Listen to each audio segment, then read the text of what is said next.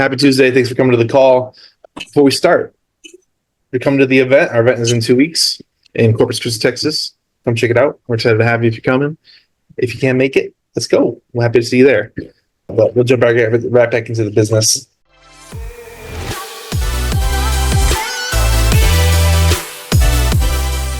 But I want to start off today. We're going to cover different deal sizes and different deal structures. So I don't have anything scripted or anything. I'm kind of got a free flow, but I kind of want to talk about different size lots and their values and maybe where you're at in your business and maybe where you want to be in your business. I think it's a little cool topic we can talk about today.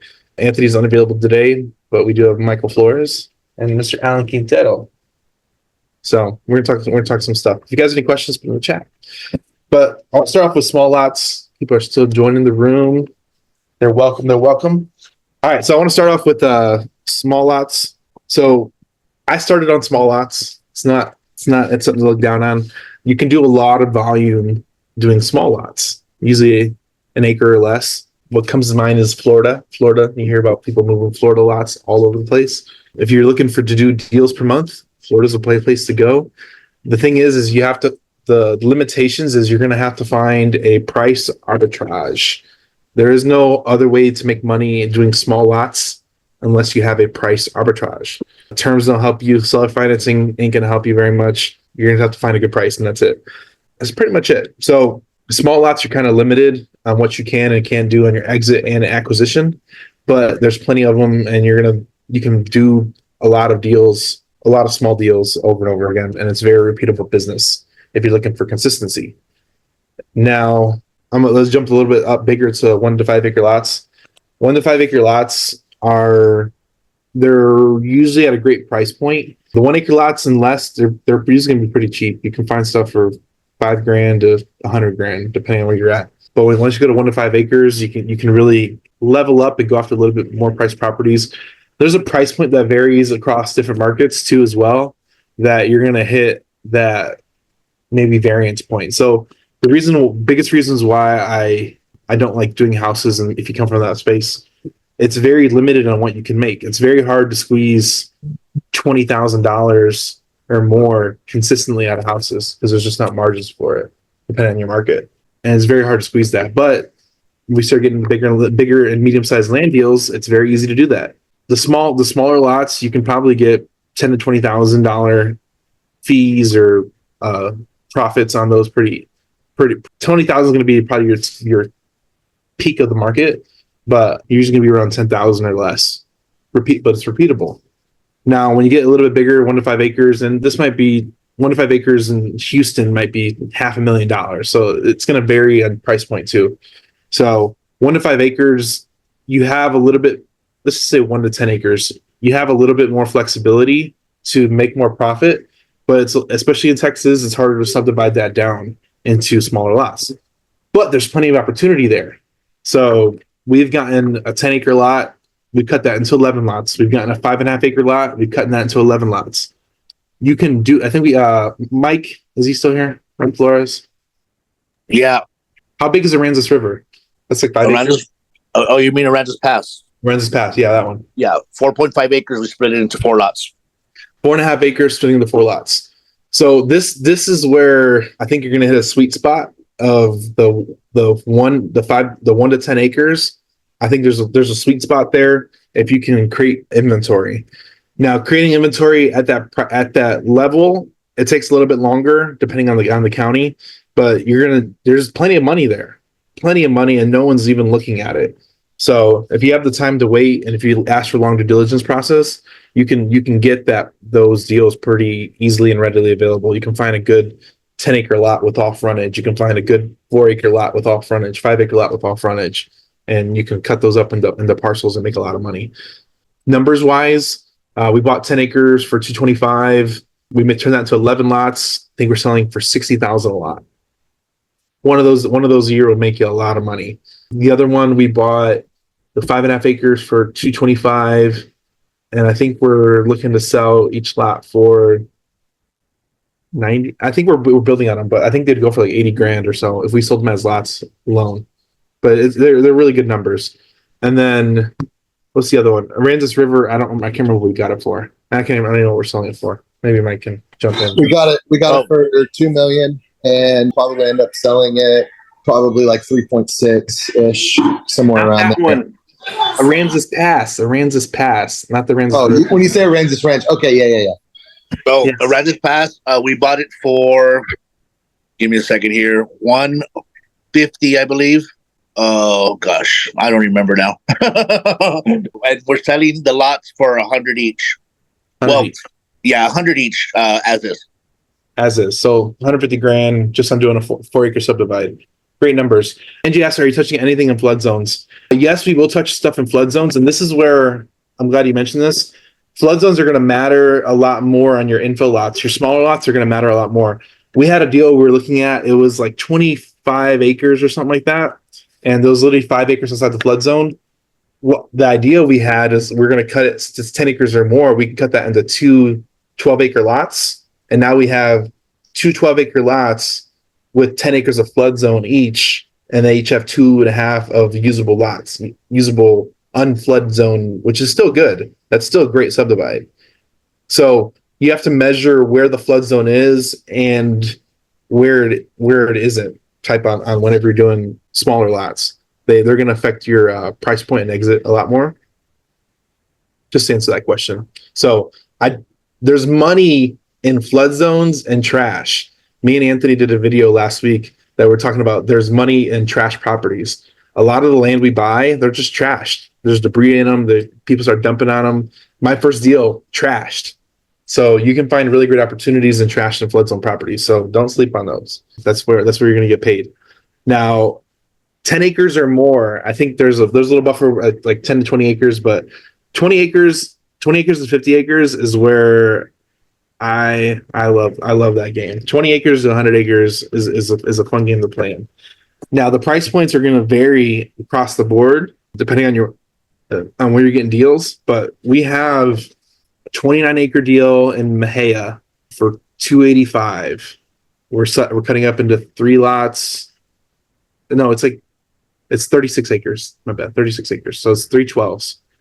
312s, $285 purchase. We're selling it for I think $180 each, and somebody on the sales team might have a buyer for 2 lots. So sell 2 lots for $400. We haven't even closed on it. All we did was we earnest money in it on surveys, and we're already up 100 grand with a lot. It's crazy. So there's money in like that 20 acres plus. I love 20 acres plus. This is where Alan, you want to talk about this for a little bit, because we talked about this on July 4th. Alan was doing like not necessarily size lots, but it was more price point, and you can kind of go after different size stuff, but I think Alan was doing like 50,000 or less properties, and then he jumped up to 250 or less. Yep. So when I started, I mean, we were doing more like circle prospecting, right? So we would find neighborhoods that had a lot of land activity, and then we would just create a bunch of inventory there. We were buying for maybe $7,000, and the property was worth maybe $25,000, $30,000. So still pretty decent margins, better than it was for like wholesaling houses at the time. And then that whole year just focusing, doing that model, we probably did about 70 deals, but it took a lot of work to get there, right? Like, you can imagine how many, all the stuff that we did, you guys could do on one deal with the big tracts, right? So we started to then focus on properties. After we did a handful of those, we started to like notice, okay, well, our biggest spreads, our best deals are coming from, buy for 70, sell for 150, buy for 90, sell for 160. So properties that, in that 100 to 200 range. So we just started to go after properties valued at 250 or less. The one thing that we needed to do was lock up properties for longer amounts of time. And then we didn't really sell to builders. We were selling to end users. So, yeah. So doing that, I mean, we definitely increased our margins. We started to see more $50,000 deals, $100,000 deals, $90,000 and stuff like that, just by doing that small tweak. No, that's great. It's really, really great. I'm glad you mentioned that. You mentioned something that I didn't mention, but the smaller deals, there's a whole strategy targeting builders. As you go up in sizing, we're selling to retail and buyers on all our stuff. There's buyers ready to do it, and you can finance them. Usually the builders are going to want to pay cash, and you have to buy cash as far as your negotiations with sellers. With the bigger the transaction, you can ask for 90 days. You can ask for 120 days. You can ask for 6 months, and people are going to give it to you when you start asking, when you go after bigger properties. So you have a lot more flexibility on your time frames, and you get more flexibility on your price points, and you get more flexibility on your terms. The doors start opening up for you when you start messing with 20 acres and up. It's my opinion. I'm completely biased, just from my experience. So there's a threshold where the bigger price point and bigger acreage you get to, the less people are playing at that level. Your competition thins out significantly. There's not very many people playing at like that 400, like 350,000 and up price point. There's not a lot of people. I mean, there's not a lot of people even at 100,000 and up that play at that level. One of the big things that we try and do is we're trying to exit all of our lots under like 350 grand. We try not to create inventory under that price point because it gets unaffordable to the end user. So it's kind of like our little barrier of thumb. But it gets even sweeter when you get to bigger stuff. The bigger stuff is crazy. So bigger stuff, there's like a $500,000 price point, and that can vary in acreage. $500,000 price point, we're getting like 6 months of closing, extensions, option money. Like you get to ask for a lot of different type of stuff, and you have a lot more opportunity to sell inventory under that property. So the reason why we're going further faster than a lot of people in our niche, I talked to Alan about this last week, is there's people that, or yesterday, I talked to Alan yesterday about this. There's people that they buy cash, sell cash. And it works well, but when you have the ability to get some type of due diligence, long escrow period, or seller financing for 12 months or 24 months or plus, you get to maximize your ROI significantly. Crazy to the point where we're doing a lot of deals now where all we have out is earnest money surveys and some marketing dollars, and we're paying off the property, which is crazy ROI. We're $50,000 or less, and we're making multiple six figures. So now we're talking about hundreds of percent ROI on without even bringing cash to the table. And all we're doing is bringing sales. So you get a lot of leverage with bigger properties, and you can ask for longer due diligence periods. Let's talk about this. Ryan, you want to talk about Aransas River? This is a bigger property. He kind of spilled the beans literally, but now we're here at this point. Go ahead, Ryan. Yeah, so Aransas River was a deal that was brought through a friend of mine. It's 200 acres. They wanted 2.2. Long story short, we'll end up after the price adjustment purchasing at about 1.8. And on all of these properties that I work, we always try to get seller finance terms. So basically 6-month close with a 6-month option. Actually, our option is 10 days longer than our close date. So, we're supposed to close on September 2nd, and our option ends September 12th. And then they wanted $1 million up front, and then the rest would be, $800,000 over the next course of 3 years at interest-only payments. So we'll acquire around 1.8 after the price adjustment. And right now, with where we're selling price per acre, we should be around 3. So after the sales team and everything's paid, we're probably looking at about $1 million or so in spread. Yeah, great numbers. So bigger opportunities. You can ask for 3 to 5 year seller financing. You can still ask for, people ask, I want 50% down. Well, if you give me 6 months to give you 50%, it's a different conversation. If you want it in 90 days or less, I don't know, I can't do it. So the biggest thing is asking for extended escrows at bigger price points. This is the biggest thing. The bigger the price point, the longer escrow period, and the more opportunity you get to move the inventory. Yes, we can raise $1 million, but if I don't need to, that's even better. Go ahead, Alan.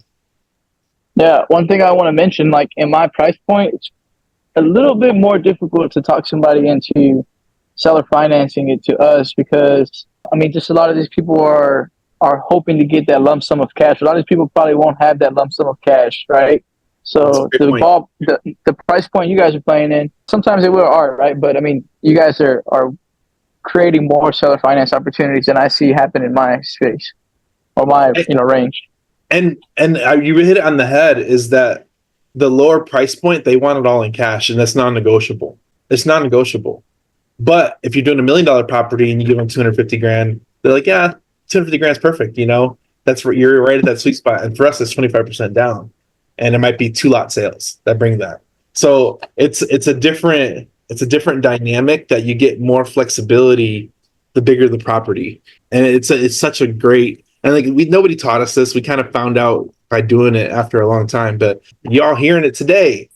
Like you get to do different levels based on whatever your comfortability is currently, So it's a really cool kind of position to be in based off of your risk tolerance and your experience of where you want to be. One thing Ryan said, I'll go back to Ryan, is every property we're getting over 7 figures, we're negotiating some type of seller financing every single time.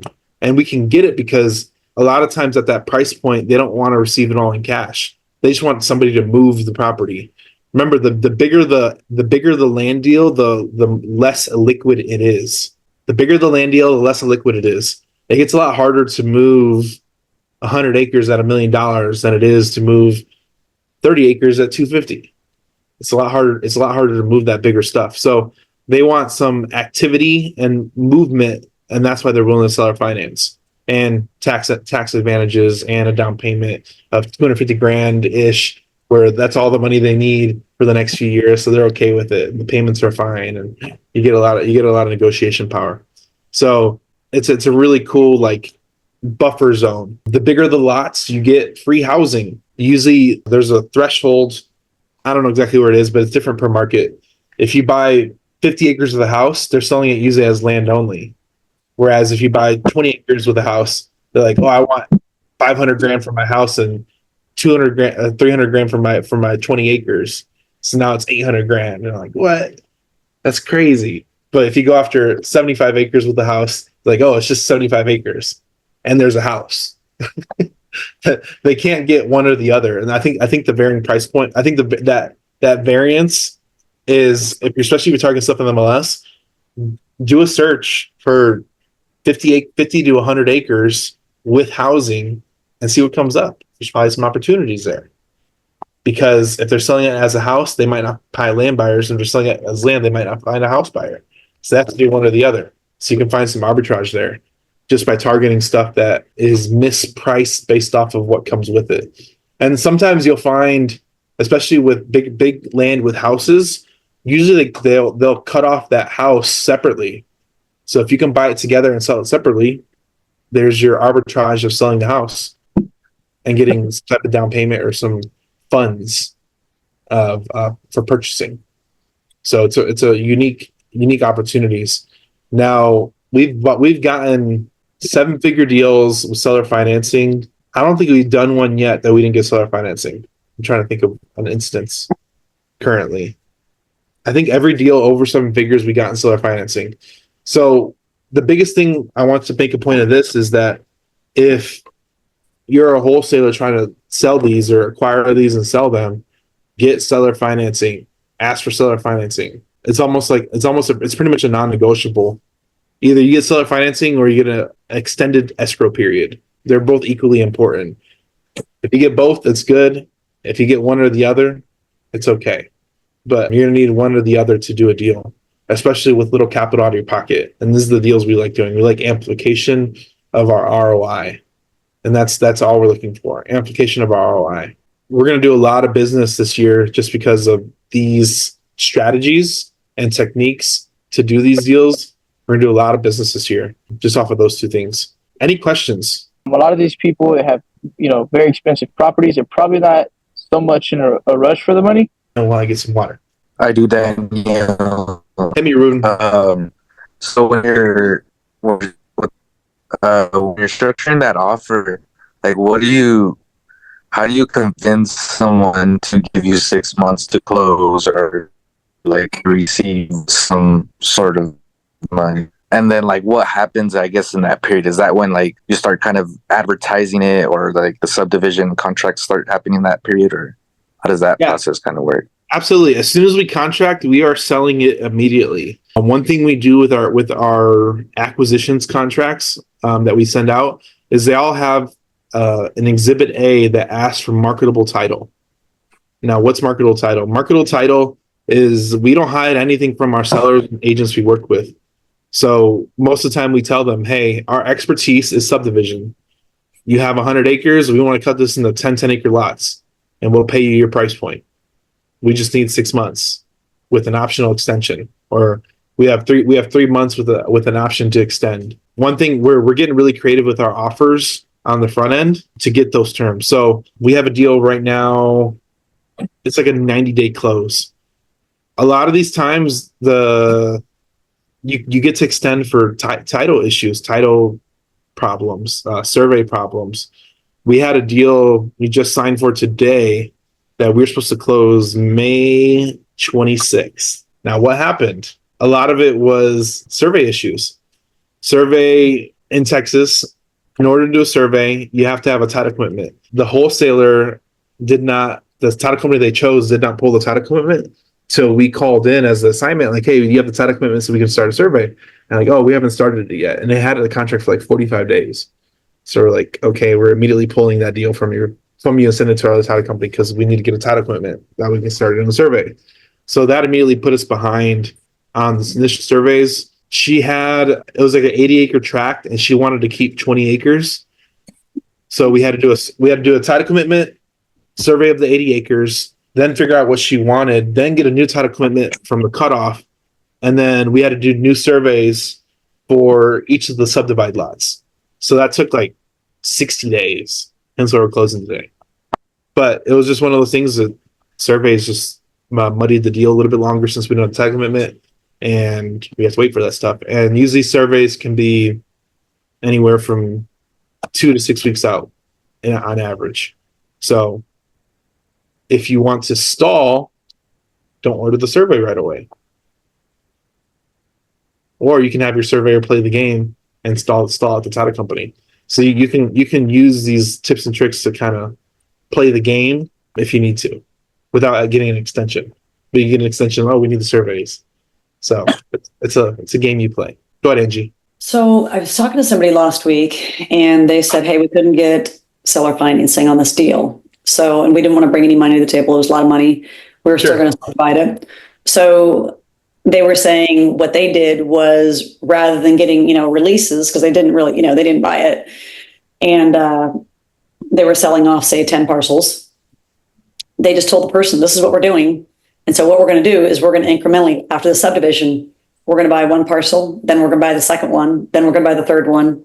So they just wholly did an end around on the partial releases and just said, we're subdividing this and we're going to buy them incrementally as we find our end buyers. So I hadn't necessarily heard of anybody doing that approach. Obviously, when you get a seller finance situation, you don't necessarily need to do that.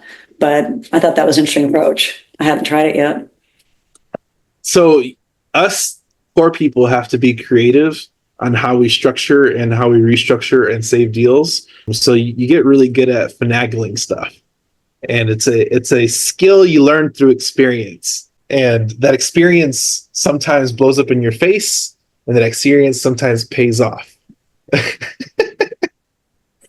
So it's a game you play, but we've had deals blow up in our face for that. And one of the easiest way around that is this disclosing. If you disclose from the beginning, you're going to get a lot less hang up and get hung up on a lot of different things. And that's one thing we learned, because we used to play the game, but now we play it better because we got experience. So we just disclose what we're doing and how we're doing it. And usually, most of the time, 9 times out of 10, they don't care. We even got a deal right now working that it's probably 500 acres, 2 parcels, and a student brought it. I don't know if he's here today. We should be getting the contract hopefully this week. It's all frontage, but the problem is the ugly side is really deep, which means you're going to get really pencil line subdivides or bigger lots, which is bigger price points, which is what we don't want. But we're like, the bottom part's perfect. And like, can we buy the bottom part for the same price per acre? And they're like, yeah. I'm like, okay. So we're buying, usually when you buy a big chunk like that is a cheaper price per acre. So we literally chose the best part of the lot at the same price per acre of the whole project. And we're getting we're cutting it. It's 160 acres. We're cutting into 16 10-acre lots, and it's all frontage with driveway spacing, all that jazz. I'll show it once we get the contract, but it's such a textbook deal that we got that we kind of just like, I just want that part, and they gave it to us the same price, and we got 6 months to close. So it reminds me, speaking of, crappy parcels within large acreage, I had a realtor, the property, it wasn't listed, but he wanted to get his realtor friend on the phone with me. And he goes, hey, how do we know that you're not going to, even if we sell our finance, you're not going to sell off the good parcels first and then you die or something, you get hit by a car. And then we've got these crappy, the crappier parcels left. So do you hear that very often? I typically don't, but. We hear objections with that. And we actually dealt with it earlier this year. So what we did is we actually sold the rear first. Did you write that in the contract that you would do that? I'm going to sell this parcel first if they bring it up. That was a concern. So this is one of the things I would do too. This is one of the things where like everything's a negotiation. So that was one of their concerns. Is like, hey, if you leave us with the bad part, understandable. Let me sell the back first. It's a little more challenging, but if I can still do the deal, it's going to work out. So that's one thing we did. That's something we did on a recent one. Is we sold the back first. 6 months to close. What does that include as far as due diligence upon closing time? We usually ask for 6 months for surveys, water studies. We kind of throw all that jazz at them, and then tell them we're gonna find some end buyers to buy some of the subdivide. Whatever we can't sell in that time frame, we're gonna bring it to close, and that's kind of how we frame it. Is you have 100 acres. I have 6 months due diligence time. If I can sell 20 acres, I'm only buying 40 for the remainder or whatever that is. And you kind of piece it together. So like I have the capability of buying it all, but I would like to get a better ROI by bringing some buyers to the table to buy. So what about like, as far as like, are you doing like 45 days of due diligence and then the rest on time to close? Or are you doing like half and half?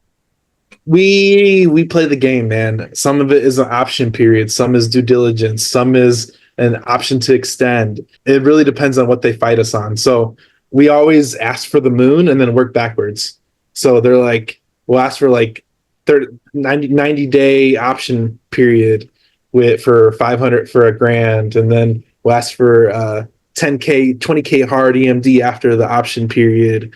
And then we'll do a 90-day extension for $50,000 or $10,000 or $5,000, whatever that number is. We just play the game on your contract, and you kind of work it for whatever timeline you need. For example, I don't know if he's here, but somebody brought us a deal we're JVing on. Somebody brought us 1,000 acres in Colorado that we're JVing on with a student in the group. He's not here today, but he has 90 days.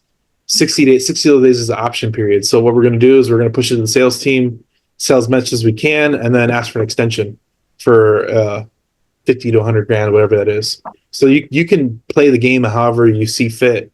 But if we bring one buyer to the table, hey, I'm bringing 100 grand down, but you need to release these acres. So you can play the game however you want, and everybody's going to play differently. One thing we like, this is a great one, is we'll do different offers, and it's all wonky. We'll ask for like 90 days option fee for $5,000 with 20K hard for 30 days with a 90-day extension option for $20,000. And you just kind of piece it and muddy it together however you see fit. We always make it cheap up front. Like the deal we're contracting is $50,000 hard. It's like an $880 purchase price, and they wanted $100,000 EMD. And we're like, we'll do 50. But the 50 is we'll do 10K after 7 days and 40K after 21 days.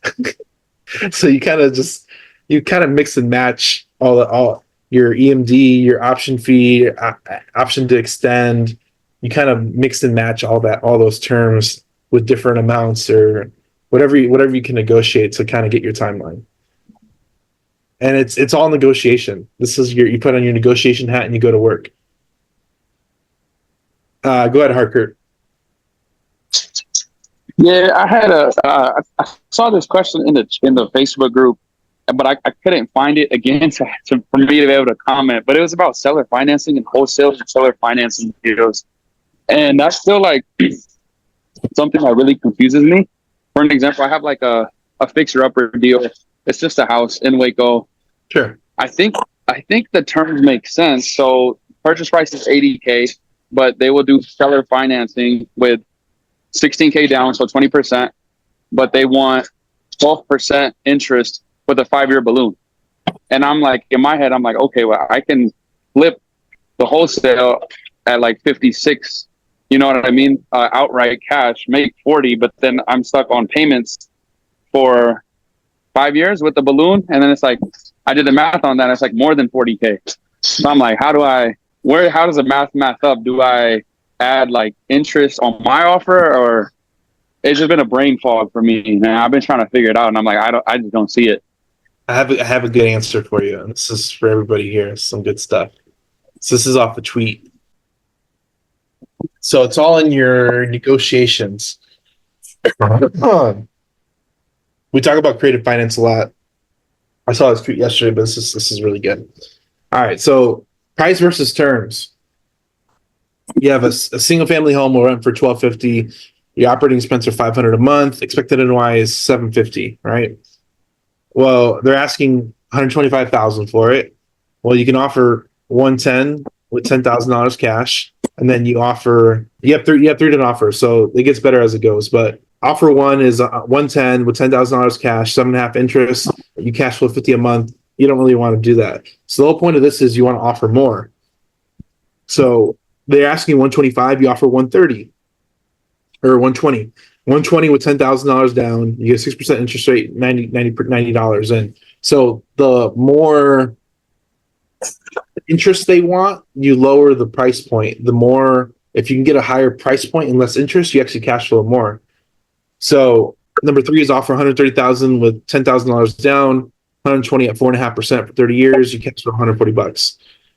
The big thing is on the bottom is what are you really offering? Who cares what the total purchase price is if you can cover the debt? And that's the big thing, covering the debt. So $10,000, what you're really offering is $10,000 cash and a promise of 360 payments of $699. When you lower the interest rate, you actually lower your payment as well. So on the last one, he offered $5,000 over. His payment almost dropped $90 a month, so he's cash flowing more. So you can create a win-win scenario by offering more money. And this is one of my levers that I love doing is I'll pull that lever all day long. I will offer you more money if you give me 0% interest financing or a low interest rate. I will pull that lever every time because you can create a better opportunity for yourself over time if you're in the deal for the long haul, especially with a 5-year AM or longer. So I'll pull on that price point all the time and just raise the price.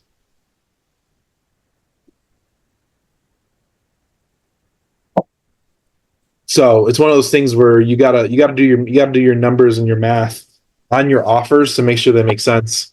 Depending on your exit strategy, no matter what asset class you're doing, houses, land, doesn't matter. You can create a win-win scenario without having to pay cash, which is the big thing. I had a question.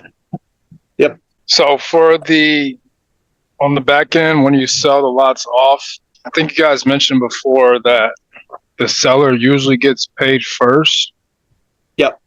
Is that always the case? Like, so the seller gets paid in full before we pocket anything? It depends what you can negotiate. So let's say you have let's have a hypothetical situation. You have 100 acres for $1 million. It's $10,000 an acre. My exit on that would want to be $20,000 an acre. So I'm going to create 10 lots for $200,000, and let's say I have a cash buyer come in with $200,000 down. Hypothetically, I can go to the seller. I can play this one of two ways. Mr. Seller, we have a 6-month due diligence period. It's month number 3. If I gave you $200,000, would you release 20 acres? Because if you think about it, 100 acres, 10,000 an acre. If I'm putting $200,000 down, I should get 20 acres, right? Yeah. Or you can play the other way. Hey, Mr. Seller, if I give you $100,000, will you release 10 acres? They're both not wrong. They're both right. So it depends what you do. Me personally, I'd rather pay the seller off first because then they're out of the picture. They're out of the transaction. I don't have to worry about them. If it's a cash transaction, they're out. They're gone. I'm in the money. I don't need the money today. I'd rather do the deal and I'm in the green and I don't have to worry about anybody suing me. That's my biggest thing. But hypothetically, if you have a buyer for 200 and you go to the seller and like, hey, if I give you 100 grand for these 10 acres and you release it, and he or she says yes, boom, you double close it. Hey, I want these 10 acres for X. You give them 100 grand, you pocket 100 grand. Boom, boom, boom, boom, boom. 100% possible. Everything's negotiable. Everything's a negotiation.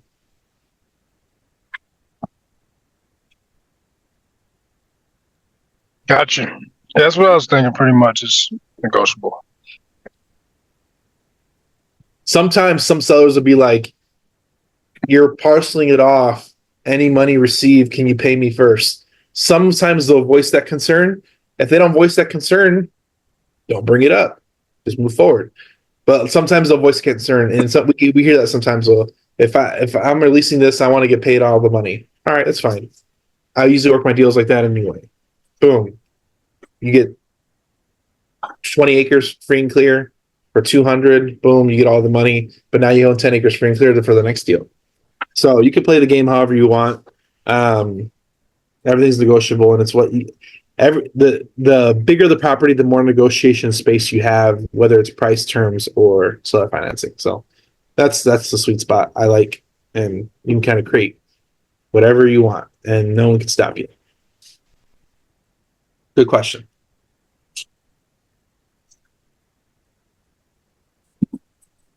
We've got another one. And the biggest thing too is like I will take any seller financing, whether it's 10%, 20%, 50%, 90%, 80%. I will take any type of seller financing to do the deal. Martinez River is 50% down. Poteet we bought was 25% down. What's another one we got? We got a deal in San Antonio.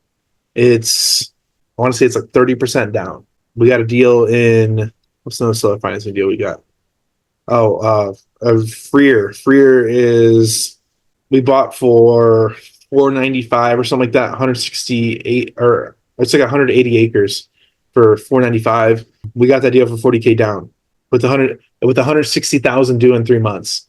So you can create a lot of cool stuff just by negotiating, and you can get into a lot of deals just by negotiating. So it's endless opportunities if you negotiate. And the longer the deal sits, the more negotiable they are. We have a deal we did about a year ago, and they wanted cash. We tried to do it, it blew up in our face. Student potentially has it, seller finance for 5 years. Time will beat up these sellers where they're open to anything just to get the deal moved. That's the biggest thing. Follow up was key. So like Ruben, I don't know if Ruben's still here. Ruben Torres, follow up with your Italy seller. They're probably negotiable now. I remember we looked at that deal probably 8 months ago, maybe a year ago. So the deals open up the longer they're still pending. Yep, I'm on it. Yeah, and it's probably still available. So you got to follow up with your leads. Keep it going, and they'll come back. That one specifically is most definitely still available. It's just the realtor we're fighting on that one, but he'll come around. He'll come around. That's how it works. He'll come around. Time will beat him up. They have a liquid asset, a very liquid asset, especially the bigger it is. So it ain't going anywhere anytime soon. It has to be parceled off and sold into smaller bits. That's the only way to move this stuff.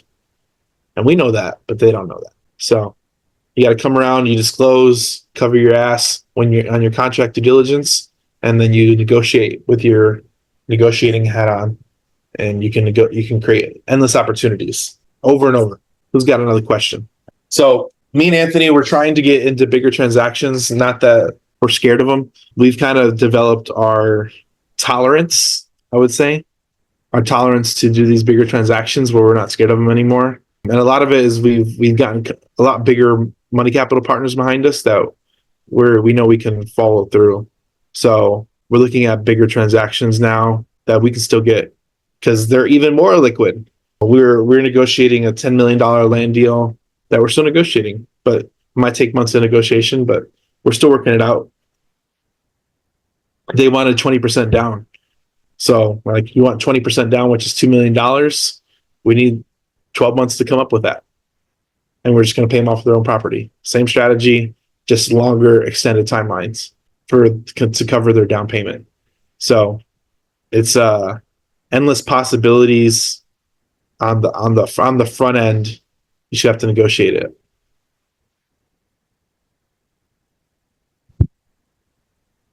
Would you buy 20-acre tracts at market rate if the seller's open to financing? 100%. 100%. I would, if I can get a seller finance deal at a current ARV with a little down payment, I will take that all day long. Hell, I'll even overpay because then I can wrap it. You can get a financing arbitrage just by getting, 210s.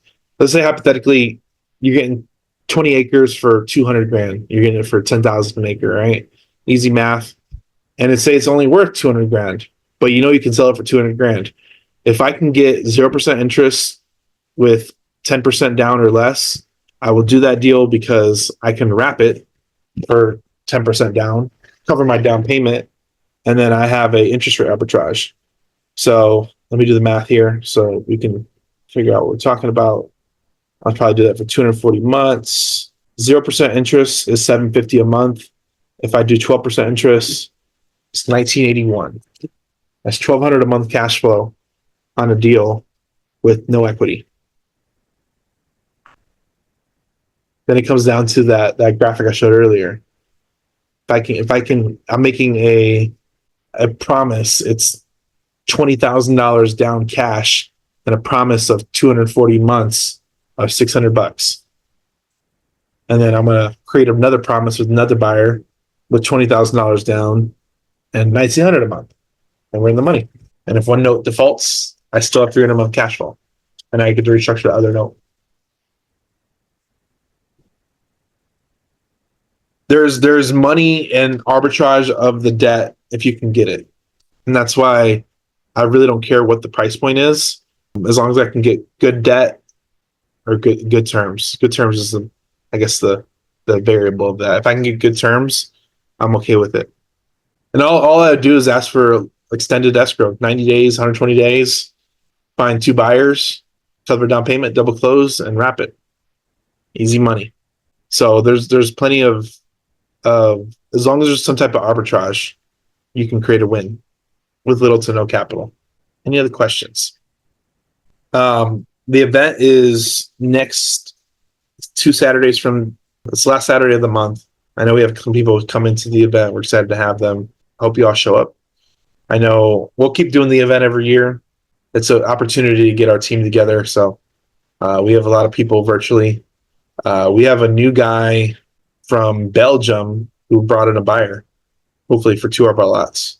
So hopefully he'll come to the next event. I don't think he'll come to this one, but we have a lot of people working virtually. So the event is an opportunity for us to meet, shake hands with you, have dinner with you, lunch with you, break bread, have a conversation, do some content, have some fun. But if you guys can make it, we'll love to have you. Corpus Christi at the end of the month. Alan speaking. Chris Rude just confirmed. We got Ty, which is Splitman, and Rooster's coming again. And me and Anthony are speaking, of course. But this is our 4th event. Did you say Ty is coming, Flipman? Yes, Flipman is coming. No Ty. Okay. Flipman is coming. The one and only Flipman. I'm excited. I'm excited to meet him. Henry Washington's coming. We got a lot of good people. We have a lot of fun. That's the biggest thing. We have a lot of fun. So if you don't make it this year, we'll do it next year somewhere and run the play again. No matter who shows up. But we have fun doing it. We'd love to have you and meet you, shake your hand, take a picture with you. And if you can make it, let us know. For everybody here, if you have any questions, hit us up in the group. If you have any deals, hit us up. We are always moving, finding opportunities anywhere and everywhere. We're opening up into new markets, as you can see. We have a deal in Florida. We haven't done a deal in over a year in Florida. We have a deal in Florida right now and possibly a deal in Colorado. Never done a deal in Colorado. We just expanding. So I'm excited to see Go ahead, Marv. I got an RV park for you in Florida. It's doing, he says it's doing $10K a month, but he doesn't have financials. Okay. Send it. We'll negotiate it. We have an RV park deal right now. We're getting to the point where we're doing anything and everything that makes money. I don't really care, but I'm always a land guy first. So we'll look at anything and everything you got. As long as there's money to be made, we are on it. We're doing some big numbers this year, so it's only going to get bigger and better, and we're excited to see what the future holds. Everybody here, have a good week. We'll see you soon. I got a question, Daniel. But let's say, because I have a different deal in Colorado. I've been speaking with the seller for a while. He eventually listed it. It was like, I think like 79 acres. But the thing is, as you know, to understand the subdivide process, I don't know how long it takes, but even when I looked at comps, like let's say 5 acres, we're going for about 200,000. He was asking for about 1.2 for 79 acres. And I know he was open to like seller finance when I offered maybe about like 200,000 down. And then, like I said, maybe carry for, I don't know, 5 years or longer or something. But we'll see. The bigger anything over $1 million, we want some type of seller financing or long escrow period. Bottom line, I know Colorado, we're learning, has a 35-acre subdivide rule. So you cut that into 2 lots without getting county approval. But at that price point, he probably wants entitlement. So if he's going to wait 24 months, 12 months, probably money there, and he's going to have to wait for it. Sounds good. It's the bottom line. So if they want a high price point, they're gonna have to wait for it. Exactly. Yep. And I want seller financing. Yeah. Push pull, like you said. That's it. Perfect. We'll see you next week. If you have any questions, let us know. We're here for you guys. Have a good week. Thank you. Too. Bye. Bye.